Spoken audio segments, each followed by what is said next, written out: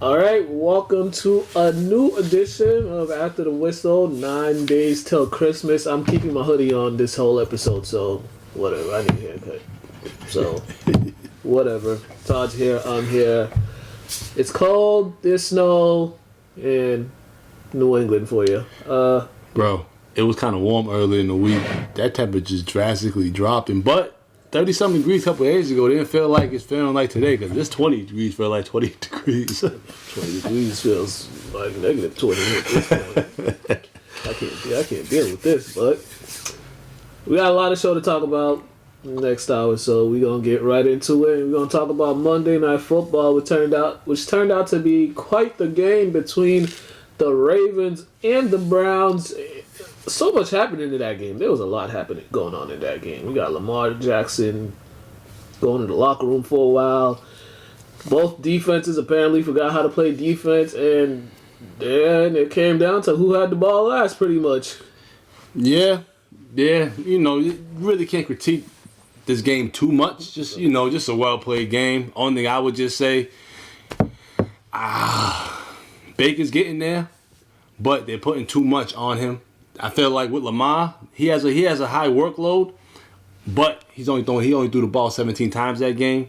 Baker throwing the ball 47 times. Chubb only carrying the 17. Need a better balance than that. But other than that, man, it was a good game, man.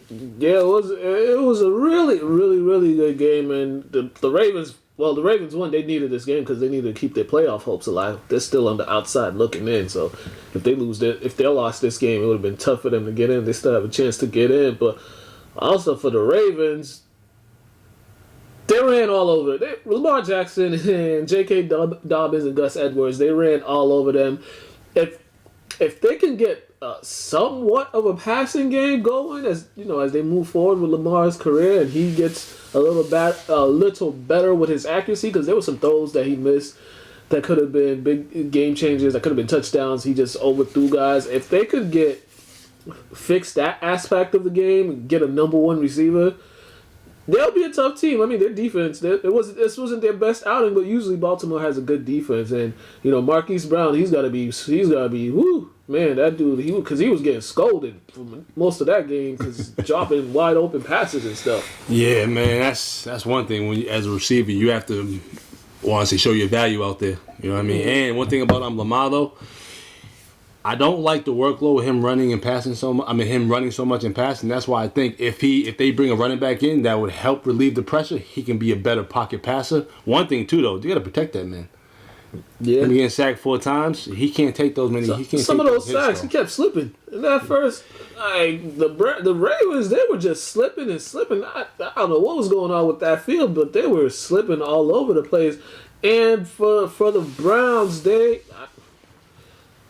don't know. The Browns are just their head coach deserves credit deserves some kudos for Coach of the Year. He deserves to get some votes for Coach of the Year because how they started and how the offensive play calling that he's been doing. Because you can think about it, the last couple years, some of the quarterbacks he had, Kirk Cousins, I think it was Kellen Clemens or something like that. I forget when Minnesota went to the NFC Championship game a few years ago.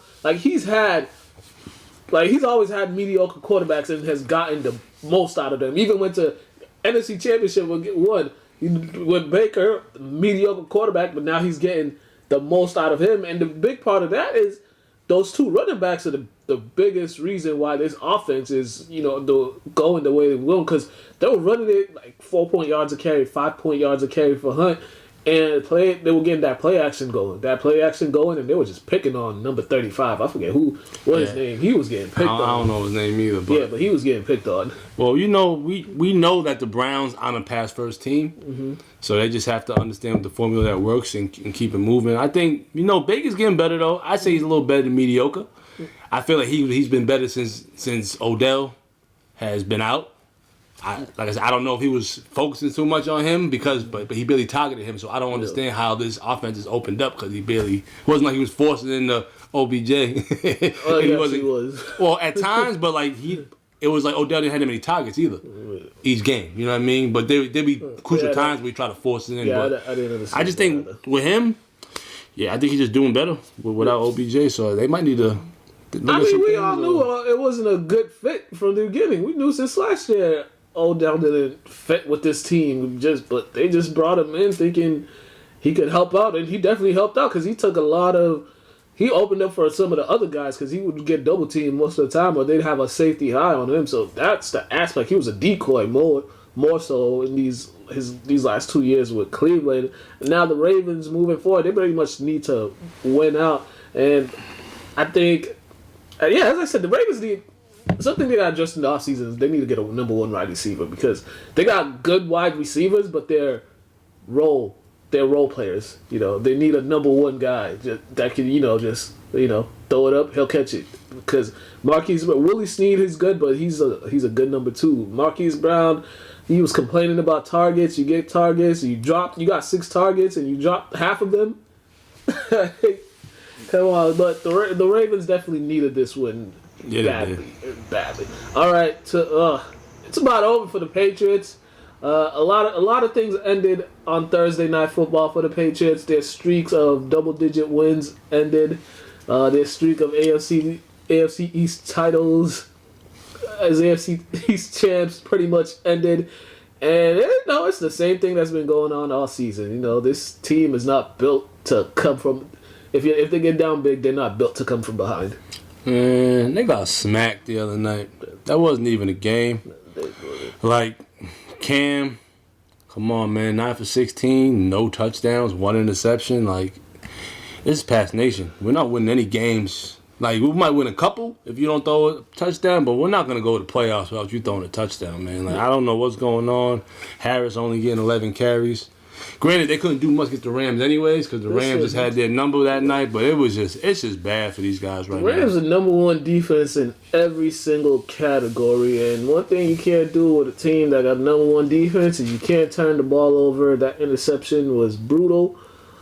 And it was just a brutal game. They couldn't stop anything. Cam Akers ran for 171 yards. He was balling. He was just, I think at one point he was averaging 8 yards per carry. Let me double check that for you. But yeah, he couldn't. He averaged pretty much 6 yards per carry, and he just had a field day, and they couldn't stop him. They couldn't tackle.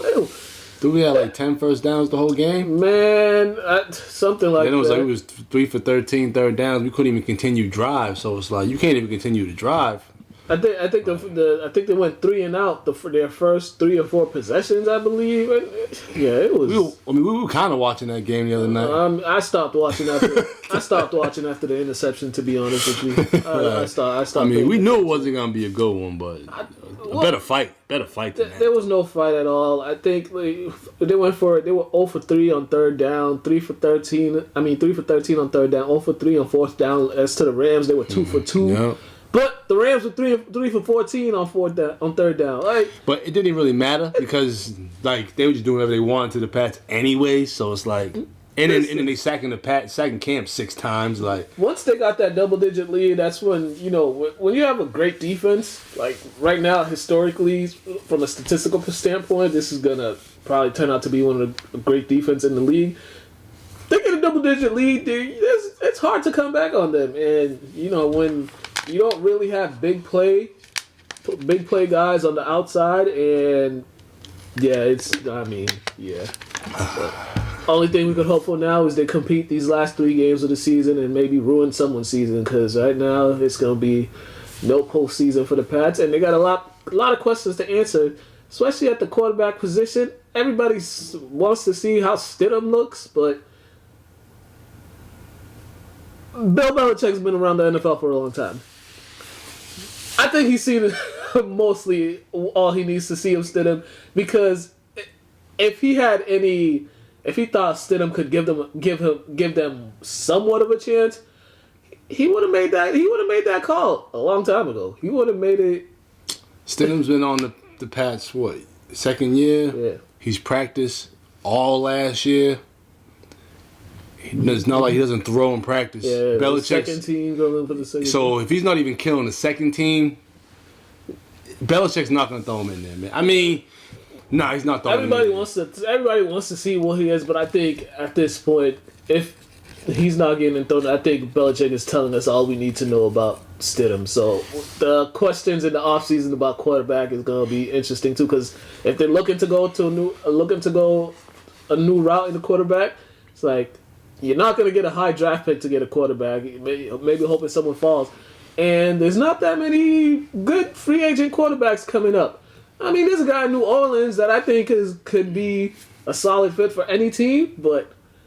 Yeah, honestly though, I don't like how like in this region everybody's a critic, just because they were so spoiled by having Tom Brady. So it was and Tom would drop back, because Tom couldn't run from anything. Yeah, like so it's like I don't just like Granted, I always said this was gonna be an adjustment year for Cam. This is a big adjustment. What it's definitely looking like. Belichick seeing that's what it is. Yeah. So Belichick's like, nah, Cam's our quarterback for one. Cam's still Cam.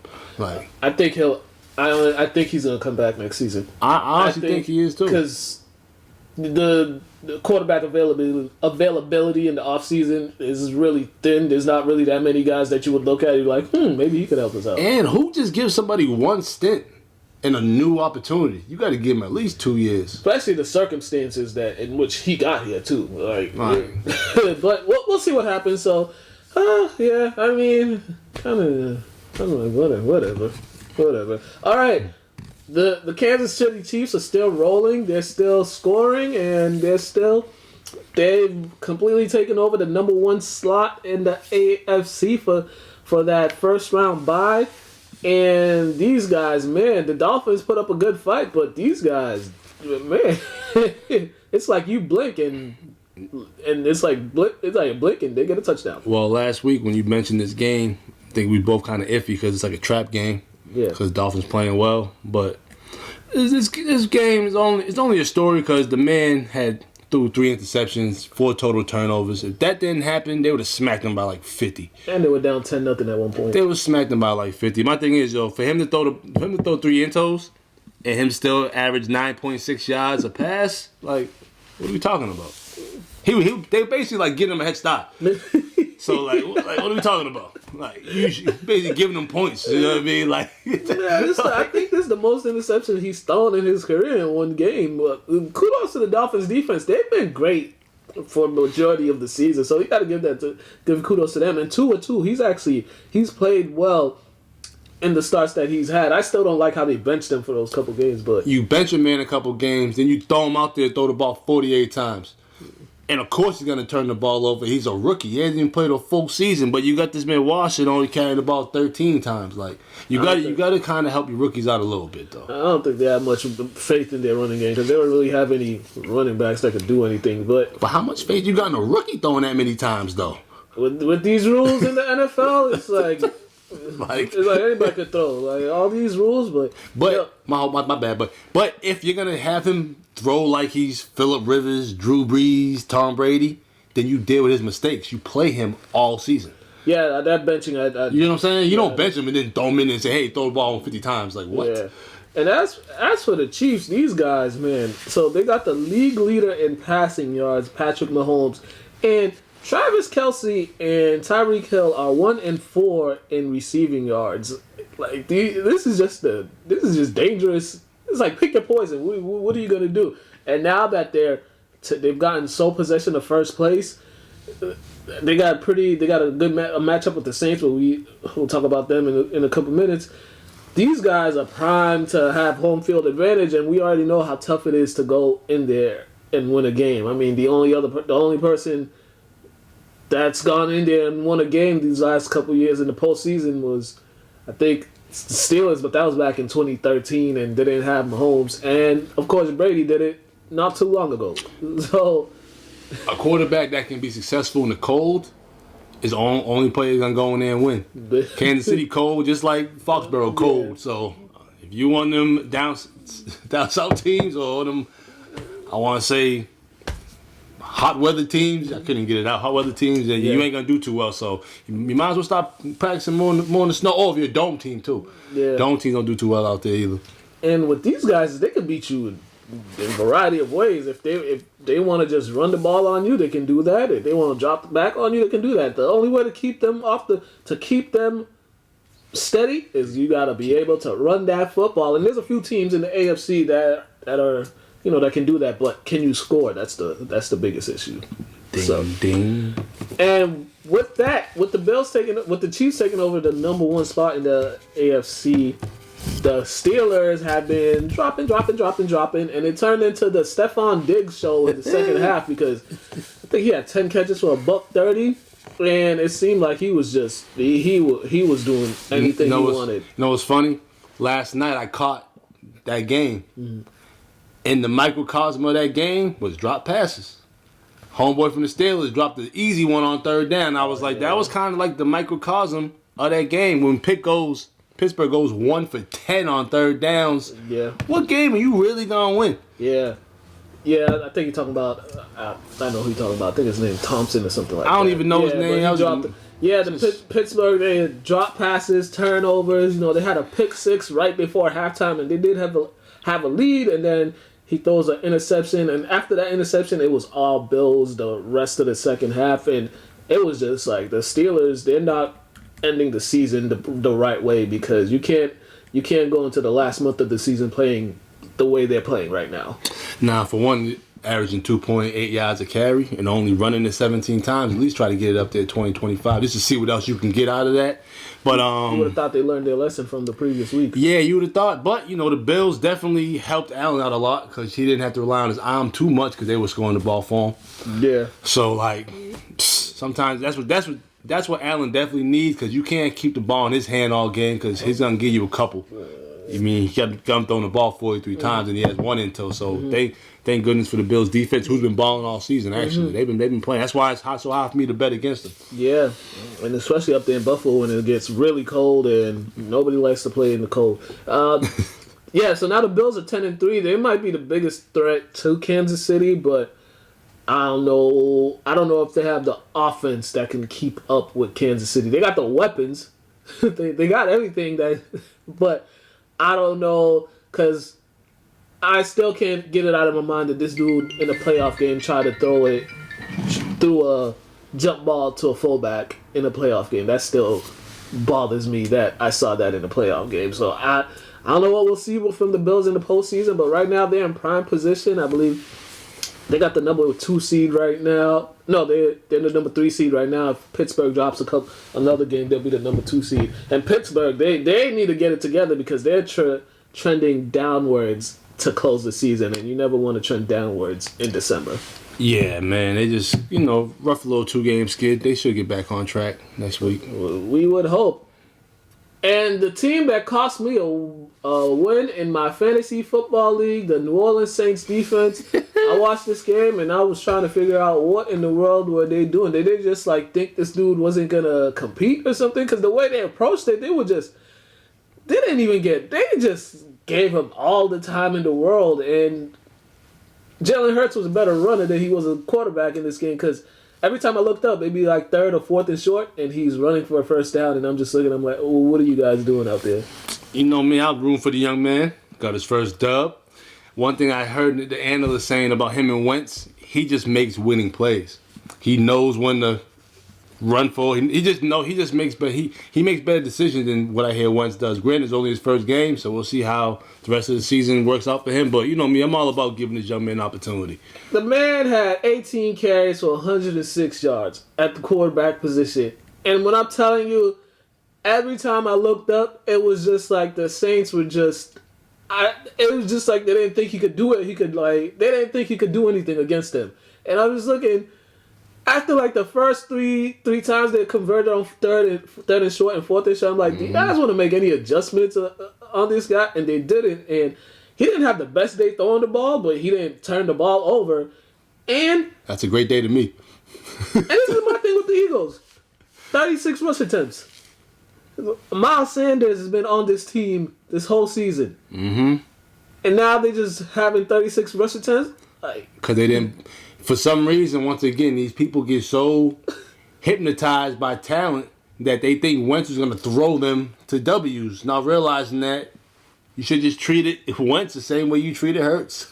That was one of my biggest things with the Eagles was their play calling. Their play calling was always questionable to me, and I'm just like, Dude, y'all see this dude is out here struggling to just straight up struggling, and y'all keep dropping him back. You don't want to hand the ball off. But kudos to Hurts for just not losing the game, because the Saints came back, made a game of it, but then their defense made a play, and then Hurts made a great play for them to take the lead. And that's what I was saying about, they were saying he just makes better decisions.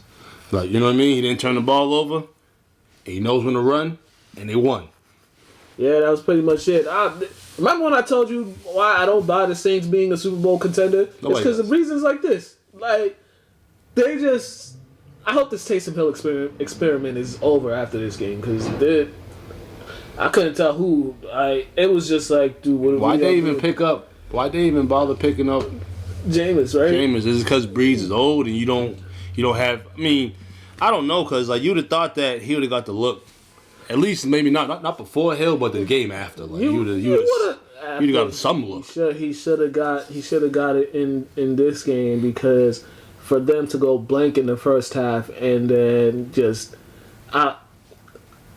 kudos to the Eagles, right? Their playoff chances, they got a slim playoff chance right now, so Hurts is gonna start again. But the Saints, this is why nobody could take them seriously. They still know Kamara's on their team too, right?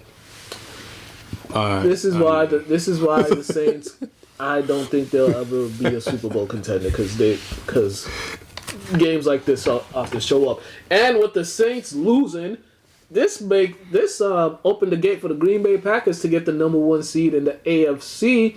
And of course they beat the Packers. Aaron Rodgers had another great day. I think we're heading towards a co-MVP season between him and Mahomes.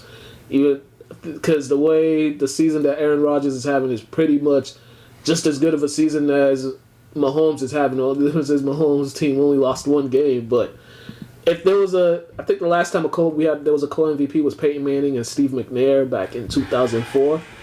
But the way these two have been playing, it's looking that way. Well, the Packers basically played a perfect game.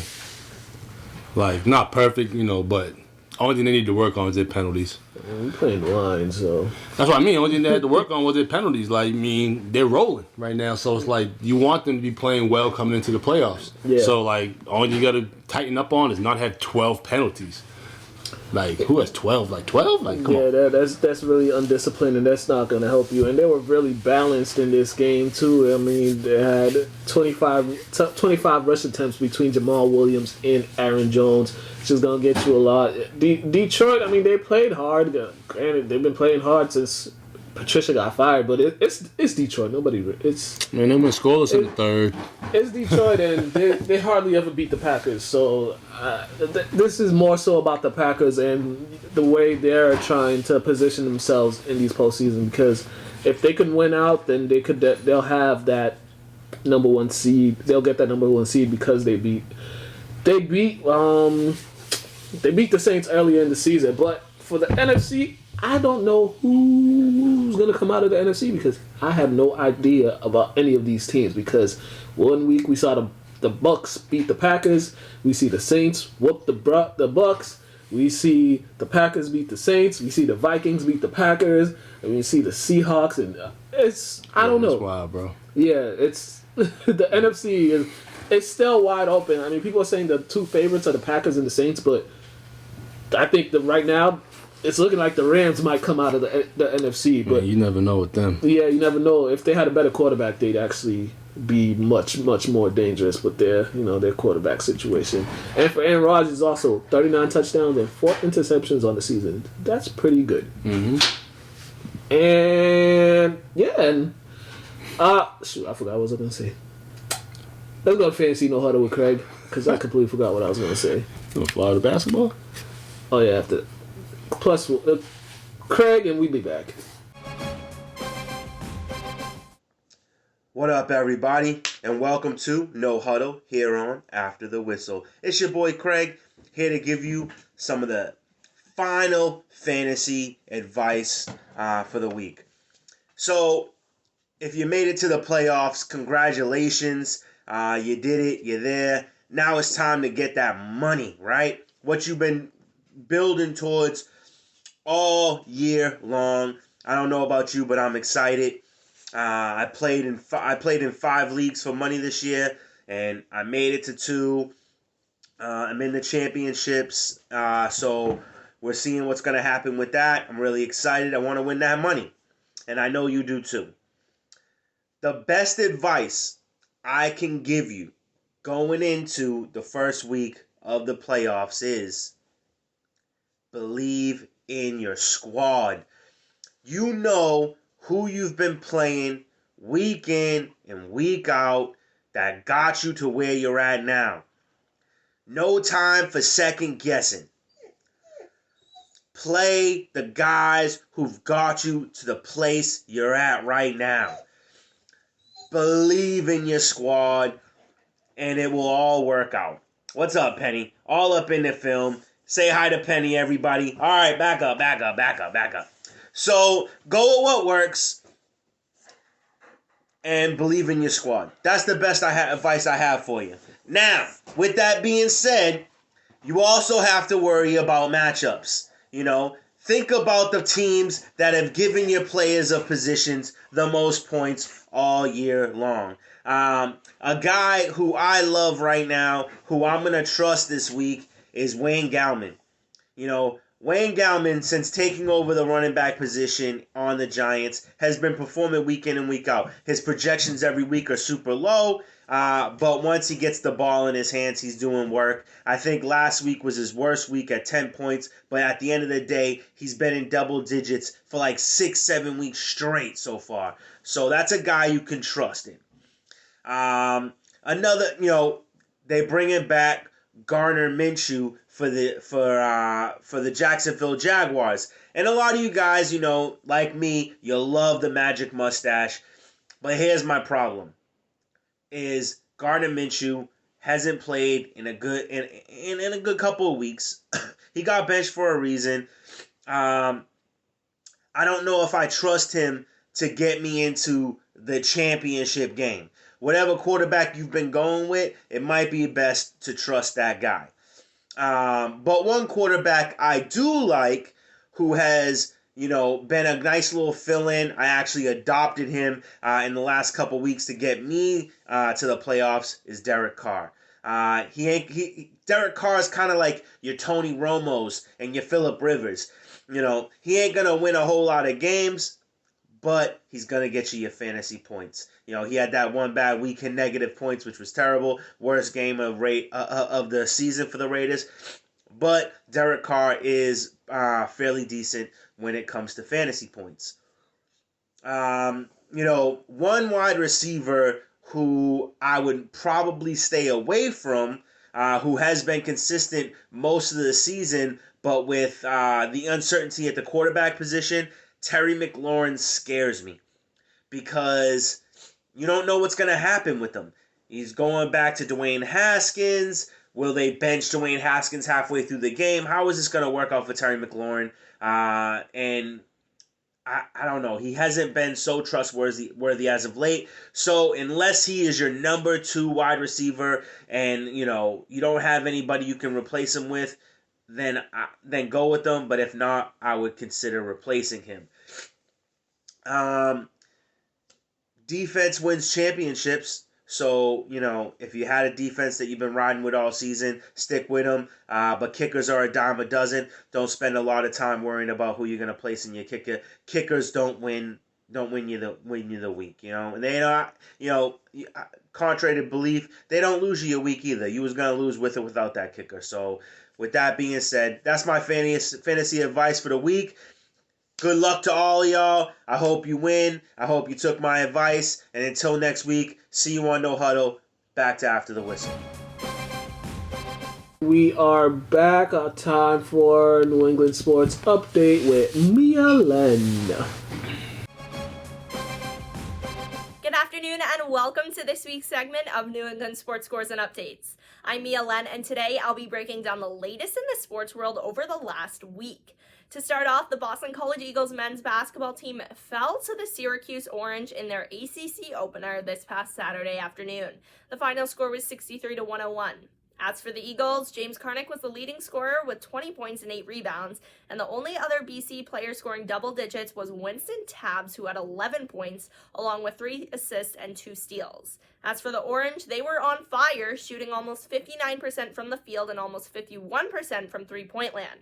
This game was the 5th loss of the season for BC and marked the largest margin of defeat by the program in the history of the Conte Forum. The team now has a bit of a rest period before their next game on December 22nd against California at home. In other NCAA men's basketball news, the Northeastern Huskies defeated the UMass Amherst Minutemen in their second game of the season this past Sunday in a final score of 78-75. Playing well for the Huskies were Tyson Walker and Jason Strong, who combined for 36 points and 8 assists. Also playing well for the team was Shaquille Walters, who nearly notched a double-double with 12 points and 9 rebounds. As for the Minutemen, Javon Garcia and Noah Fernandez both had strong performances with 18 and 15 points respectively, each shooting 6 for 11 from the field. Trey Mitchell also had a solid game with 10 points and 8 rebounds. The team now stands with a 1-1 record, as does Northeastern, as they prepare to play their final 3 games of 2020. Lastly, the Celtics had their first preseason game of the 2020-21 season last night against the Philadelphia 76ers. With Campbell Walker out, the Celtics started Marcus Smart, Jaylen Brown, Jason Tatum, Javonte Green, and Robert Williams. Also sitting out for the Celtics were Romeo Langford, Tristan Thompson, and Daniel Tice. Additionally, fans were able to see the rookie debuts from Peyton Pritchard and Aaron Nesmith. Make sure to tune in this Friday as the Celtics compete in their final preseason matchup against the Brooklyn Nets at 8 p.m. before starting their season on December 23rd against the Milwaukee Bucks. That's all I have for today. Thanks for tuning in, and I'll catch you next week for another segment of New England Sports Scores and Updates. Now back to After the Whistle. Thank you, Mia, for that, and we are back with some more stuff. All right, this was good. Crazy college basketball. Florida player. What's his name again? No, I didn't know his name. I completely forgot his name. I'm sorry. I forgot the homie's name. I haven't even seen. I don't even know. What's his name? Scotty. I haven't even read about. Seen it. I just seen a quick clip about. But yeah, he collapsed. 4 minutes into the game on Saturday. It was like 4 minutes into the game. They had to take him to the hospital, and it was just a scary thing for any player to collapse on the court. I think the last time a player collapsed on the court, Keontae Johnson. Keontae Johnson. I forget that. I think the last time a player collapsed on the floor, there was a 30 for 30 about him. I forget what school. It was a big dude. I forgot the name. But I'll be honest. I remember there was a 30 for 30 on him. He collapsed on the floor. I think he had heart issues, and then he ended up passing away. I forget his name, but this was I believe this was the early 90s, I believe. Man, when I hear about people collapsing, I just remember Reggie Lewis. Yeah. That's the one that sticks out the most to me. Yeah, that's unfortunate to see. I don't want to see anybody ever collapse on the court, especially when he's he's an athlete, super in shape. So they need to try to find a way to create better tests to see if people have enlarged hearts or heart issues or anything. I don't know what his problem was. I think the University of Florida had issues with the virus throughout campus, so a lot of people saying that may be the reason, because they've had to shut down the campus a couple of times, and I think the program had to be put on pause a few times too because of the COVID outbreaks on the campus. So it's just thank goodness now he's functioning, he's alert. They said he was FaceTiming people, family members. He was able to speak, but it's a day or two ago he was in a medically induced coma. So that's just scary. That is just scary. Yeah, I didn't really read up on it, so I'll do more research on it. But yeah, it's never want to see anybody collapse on the court. Yeah, definitely not. And plus, it's been a crazy season. It's already been wild for college basketball with game cancellations and games being postponed. So this whole pandemic has changed the landscape of so many things. So what's the best to Keontae Johnson as he recovers? Definitely. Somebody got paid yesterday. Well, today. Yeah, today. Giannis. Yesterday or today. He signed the Supermax, $228 million, 5 years, keeping him in Milwaukee. There were so many speculations that he wasn't going to sign it, and he may test the free agency waters in the off season. But 5 years, I think the player options is the 5th year, so he'll be in Milwaukee for a while, and he'll have another opportunity to get another max contract. Because he's only 25, so he's still got some good. So his best years are ahead of him. But for the Bucks, this is saying, this is y'all window to put a team around me so we can win a title. This is it, because when you get that max, and then if you don't win it, you get up there late 20s, and you're like, okay, I mean, kudos to him for signing that check, signing on dotted line, but I don't see nothing else after that. They couldn't even get past the Heat. I'm not hearing that. Me, I'm a Heat fan, so I don't even care about the Bucks. But like, kudos to Giannis signing that money. But like, I don't have no confidence in the Bucks doing anything. I don't know about their team. I mean, I don't know about their team. They're still. Who they gonna get? LeBron got almost everybody. Did everybody else go anywhere else? Well, nobody wants to come to Minnesota. Milwaukee anyway. It's cold. Yeah, nobody wants to be up there like that. So I was surprised Giannis signed in again. I think he really wants to try to win a championship there. I think he thinks the franchise can build a good team around them, but I think the bag was too big to deny. That too. I mean, you just ain't going. You just ain't going. When you used to sell stuff on the streets of Greece when you were young, just for money, you're not gonna turn down $228 million. Not like that. But I mean, kudos to them. Maybe they could hit that corner. You never know with the NBA. Sometimes you just a little bit of luck and a little bit of matchup, a great matchup sets up. We'll see what happens, but yeah, we'll see what happens with the Bucks. I mean, he still the same way I feel. He still can't shoot. That's the problem. He still can't create his own shot. So, you can't create your own shot. Then I don't know. You can't. You're not gonna win a championship if you can't create your own shot or if you can't shoot the shot. I got friends that play 2K that all they do is drive, and I've yet to see them win a game. I had to tell them, play the video game like a video game. Play the game the way it's supposed to be played. Mm-hmm. So Giannis, somebody's 5 feet off you, let that thing fly. Yeah, pretty much what he said. Let it fly. Let it fly. All right. +1 interview. We're going to go +1, and then we're going to come back and we're going to go around the world of sports and wrap this thing up because it's cold and I'm hungry.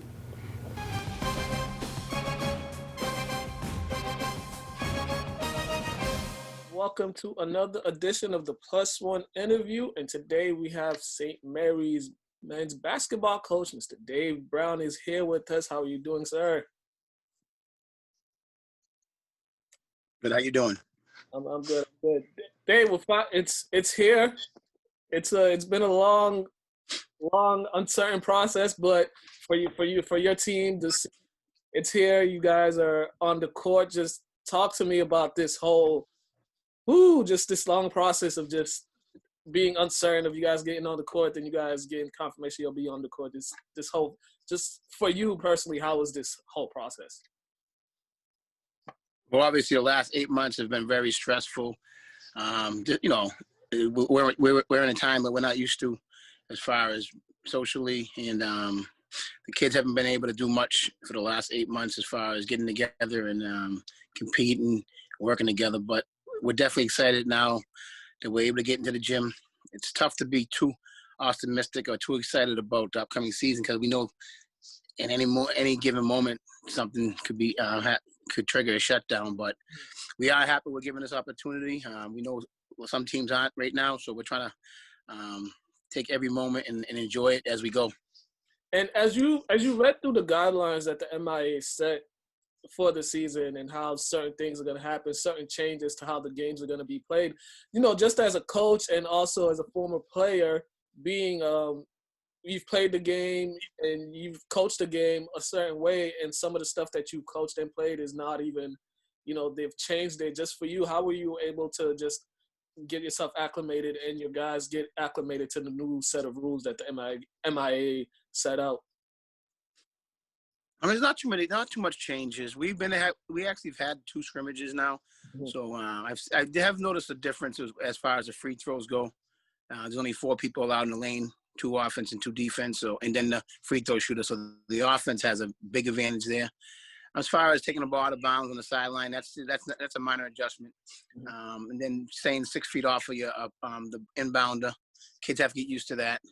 The big thing is obviously wearing the mask while they're playing. The kids, we were able to do some preseason stuff. So, over 2 months ago, little by little, we were able to get in the gym, and we told the kids from the beginning, get used to wearing a mask, because that can be one of the modifications. So they've gotten a little bit used to it, but it's still tough, they say. Obviously, come game time, it's definitely going to be an adjustment.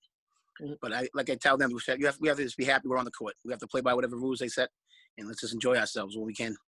Yeah, definitely. And for your team, you guys were at the Garden last year. You graduated some good players. Now you, as in every season, a new season comes, a new set of guys are ready to step up. Just how excited are you just to see some of the new guys that are ready to step up and try to make a name for themselves? Well, we've been telling the kids from day one, we're an established basketball program. For the last 7 years, we've won several championships. We've been successful as a program. So they know on any given night we're going to take the opposing team's best punch. So these young kids stepping up now know it's their opportunity to continue that winning tradition. We have 4 returning players with good varsity experience. But then after that, we're going to really have to count on some new kids as well as some young sophomores to step in and give us quality minutes. Can you talk about some of those young sophomores? I know you highlighted a few over the summer, some young players that you think will have an impact on your team. Can you just talk about those young players that you think will be major contributors to your team?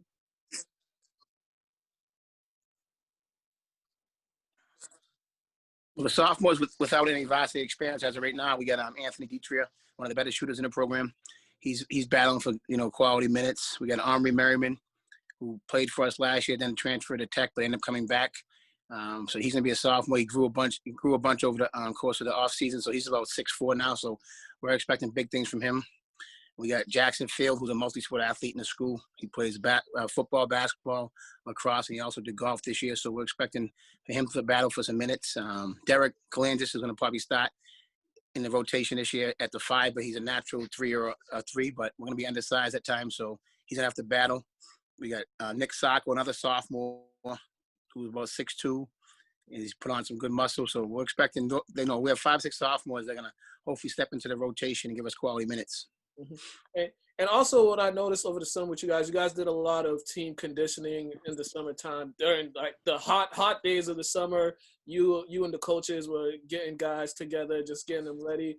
I know conditioning is so important for you, for your team. And with these last 8 months, you guys doing that in the summer, but you guys weren't able to have a fall league to kind of get an evaluation of some other guys. But just talk about that whole phase, with the conditioning, because I thought that was really important that you got those guys out there in the summertime, just getting themselves conditioned and get ready for the season.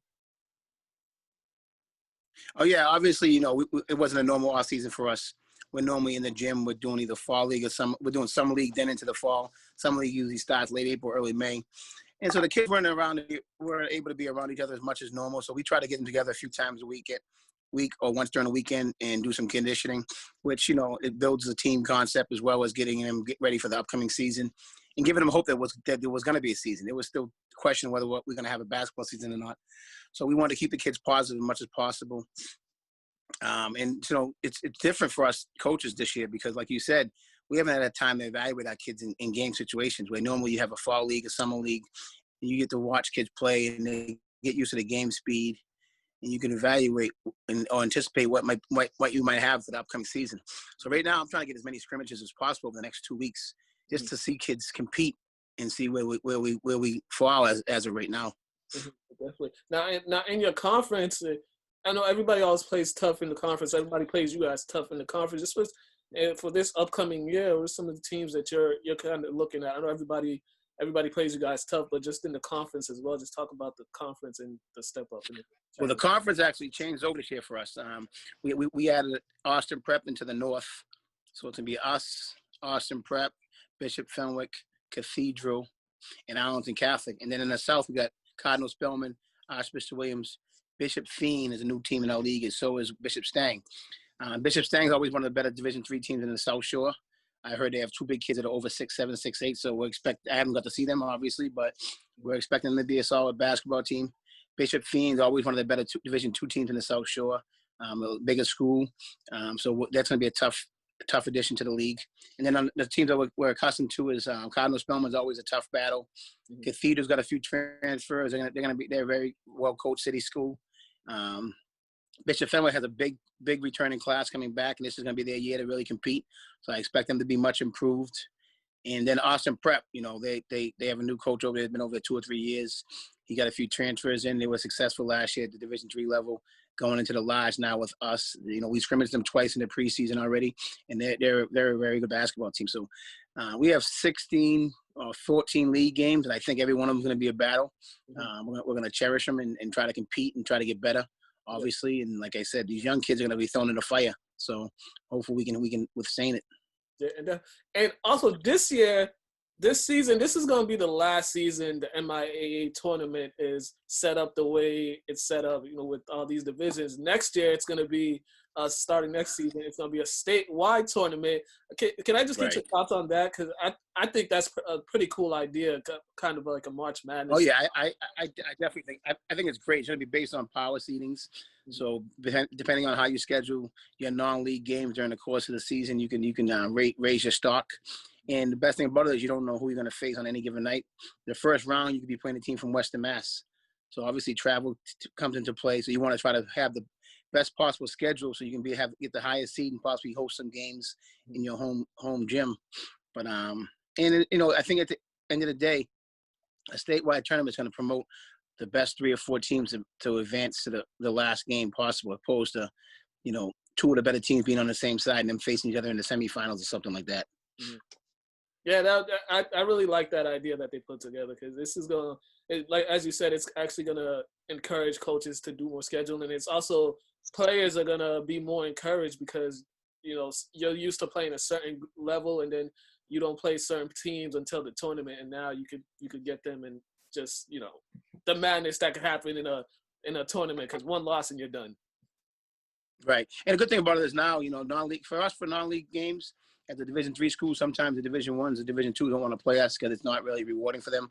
But, with our record usually being pretty good, they're going to get points off of playing us or beating us. So we may get more teams willing to play us. So that's a good thing as well. And when is the first game of the season for you guys? When's the actual first game of the season for you guys? Our opening night's going to be December 28th. We're playing at Cathedral for us on a Monday night. Okay. And I'm sure you're counting down the days to that, and also during this time with the whole phase of just getting ready for the season. I know this is probably one of the best part of the basketball season is the process of the season starting and the process of teams improving each and every game. Oh yeah, for sure. Even from we got to start 2 weeks ago, and just from the first day to now, the improvement that I see the young kids making. Understanding the sets, understanding the certain concepts, it's rewarding for sure. So I'm very excited, but at the same time, you're nervous because what's going on. Mm-hmm. Yeah, definitely. So December 28th, the first game of the season. Make sure you guys support St. Mary's. I know you guys have you guys have got a new addition to the facility that people won't get a chance to see to come watch you guys play, but hopefully that'll happen in the near future. But good luck on the season. And also, if they want to follow anything about St. Mary's boys basketball, please plug in the social medias for them. For sure. We'll be live streaming all our games home and away. So people have plenty of opportunity to check us out online if they can't make, because of the fan base may not be able to show allow them the gyms. I think right now it's two people per player, but all games will be live streamed. So hopefully we can get some support that way. All right. Definitely. Right. Yep. Dave, thank you once again, man. I always appreciate talking to you. All right. Thank you. Have a happy holidays, man. You too. You guys have been watching the Plus One interview. That's St. Mary's head basketball coach Dave Brown. Have a good day.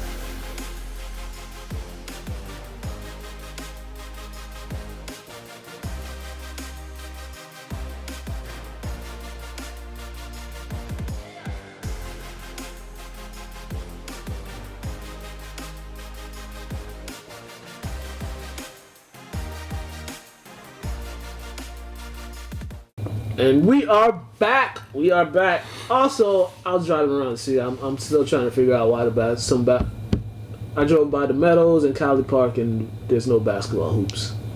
That I don't understand. Yo, I don't understand. That I really don't understand why there's no basketball hoops. they took them down because they said the COVID cases would increase.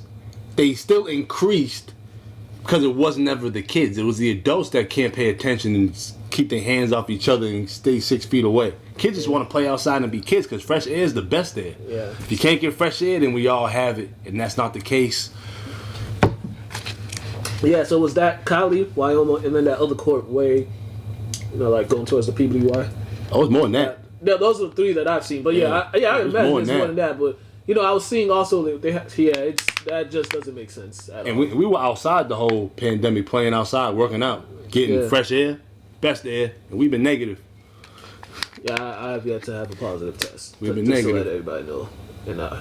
And also, I don't like these long lines in the city of Lynn just to get a COVID test. Like these car lines, and we need somebody to do something about that. There's no reason why should be cars lined up around an entire school building just for COVID tests when just months before it was just an easy drive up, boom, boom, out. Now I gotta wait, go to another location, there's a long wait, another location, tell me it's a 2-hour wait. There's 3 locations in the city of Lynn, and for some reason it's more difficult to get a COVID test. Like, somebody please make this make sense to me. And people can stop hanging out together so you don't have to be like, oh, we hung out, all 40 of us, we'll get a COVID test tomorrow. Like, you shouldn't, people having Thanksgiving and then having a whole, it's like, come on, just keep your distance from people for a little bit. I know some of y'all are allergic to staying in the house, but get some medicine for that, figure it out, stay in the house, keep your hands to yourself, wash your hands, like, come on. Yes, that's that. And that is what is grinding my gears, those few things. Ends rant, and we go to our game picks. It wasn't a good week for me last week. I went 6-9. He went 9-6. It was just it was a bad week of picks for moi. And we are going to start it off with Thursday night football. Chargers, Raiders. I got the Raiders. You got the Raiders? I got the Raiders, man. I too have the Raiders because they need a win to keep their playoff hopes alive. The Bills taking on the Broncos. Bills. I will go with the Bills because I don't know what the Broncos are doing with the quarterbacks. Nope. Panthers, Packers. Is this this is a Saturday game. We got 2 Saturday games. Bills and Broncos, and then Panthers, Packers. I'm going with the Packers, man. They're rolling. Yeah, the Panthers are just, Christian McCaffrey's out. They're done. So Packers, I'm going with the Packers. Tampa Bay at Atlanta. I mean, Matt Ryan was having a fit Sunday after he threw a dumb interception that cost him the game. I'm just going to go with Tampa Bay, man. Yeah, I'm going to go with Tampa too because of who their opponent is. 49ers and the Cowboys. 49ers. Yeah, 49ers. Lions, Titans. Derrick Henry might get 2,000 yards. Oh, I thought you were about to say he's injured or something. No. Titans, oh yeah. Yeah, he got 15-32 right now. Yeah, Titans as well. Texans and Colts. Colts. I will go with the Colts. Oh, Patriots and Dolphins. Yeah, it's the Pats. I almost dropped one. Bears, Vikings. Vikings. Yeah, I'm going with the Vikings. Seahawks, Washington. Ooh, this is a doozy. I'm going with Seahawks, man. I will go with Washington. That defense, woo! I never picked them. Man, that defense. Yeah, that defense was sitting on my bench in my fantasy league, and they scored about 30-something, close to 40 points. And the stupid Rams defense only had 17. Sorry. Jaguars, Ravens. Ravens. Jets, Rams. Rams. I feel like one team's gonna pull one out this weekend. No, it ain't the Jets. Eagles, Cardinals. Eagles. I'm going with the Cardinals because they actually need to win out. If they lose this, injured? Jacked up. He fine. He's playing, but he's jacked up. He ain't fine. He fine. He ain't fine. He got a whole shoulder issue. Chiefs and the Saints. Chiefs? Yeah, Chiefs. Stupid Saints. Browns Giants. This is Sunday. Is this? I got the Browns. You got the Browns? Yeah. Yeah, I have the Browns too because of the Giants and how embarrassing they were this past weekend. And then, really, Monday Night Football, Steelers and Bengals. Steelers. And that is it for us. Go to LCTV after the whistle. I put up some stuff. College basketball is here, so there's some highlights from over the weekend of some college basketball games. I put together some highlights. There's a couple of them. Make sure you go to LCTV after the whistle Instagram page to check those out. Make sure you follow Mr. Burton 23 on Instagram, Mukala K on Instagram, LCTV Facebook page, Lynn Community Television, LynnTV.org, and all that good stuff. And yeah, that's it. Northeastern and Syracuse are going at it right now. So, I mean, this is in Syracuse. Syracuse hit 14 3-pointers at Boston College on Saturday.